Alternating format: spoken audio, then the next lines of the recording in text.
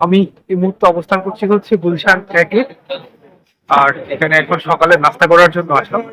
আপনারা হয়তো এই জায়গাটার সাথে আগে থেকেও পরিচিত, যারা আমার নিয়মিত ভিডিও দেখেন। আমি এই জায়গাটা নিয়ে কিন্তু অনেকগুলো ভিডিও তৈরি করেছি।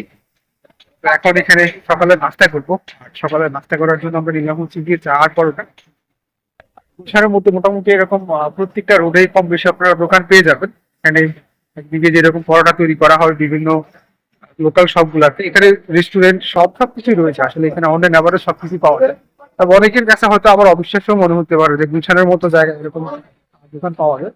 কিন্তু টু বি অনেস্ট, এই যে দেখলেই হয়তো পারতেছেন আমি এই মুহূর্তে যে জায়গাটাতে আছি এটা হচ্ছে গুলশান একে। আবার এই পাশটাতে হচ্ছে গিয়ে দই চারা বিক্রি করা হয়। যখনই সময় পাই আমি হচ্ছে গিয়ে এখানে দই চারা খাওয়ার জন্য চলে আসি। আবার এখানে এই যে দোকানটা দেখতে পাচ্ছেন, চায়ের দোকানটা, ওনার চা কিন্তু মানে অনেক ভালো হয়।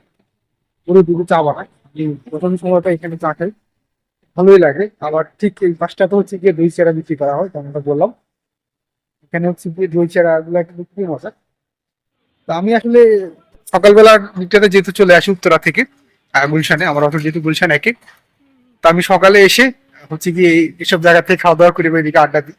তো এছাড়াও হচ্ছে গিয়ে আশেপাশে আরো অনেক রেস্টুরেন্ট রয়েছে। আর বিশেষ করে হচ্ছে গিয়ে যারা একটু মানে টাকা পয়সা খরচ করে, ভালো মন খরচ করে আসলে খাওয়া দাওয়া করতে চান, তাদের জন্য অনেক লাক্সারিয়াস রেস্টুরেন্ট রয়েছে। আর আমরা যারা হচ্ছে গিয়ে মধ্যবিত্ত বা নিম্ন মধ্যবিত্ত আয়ের মানুষ রয়েছে, আমাদের জন্য কিন্তু গুলশানে অনেক দোকান রয়েছে। তো সবকিছু মিলিয়ে আসলে অনলাইন অ্যাভারেজ আমি চেষ্টা করি হচ্ছে গিয়ে গুলশানের বিভিন্ন ভিউ আমার ভিডিওর মাধ্যমে আপনাদেরকে দেখানোর জন্য, উত্তরার বিভিন্ন ভিউ দেখানোর জন্য। আমি যখন যেখানে যাই চেষ্টা করি ছোট ছোট ভিডিও তৈরি করে আপনাদেরকে সেগুলো দেখাতে। তো এখন আসলে সকালে নাস্তা করব।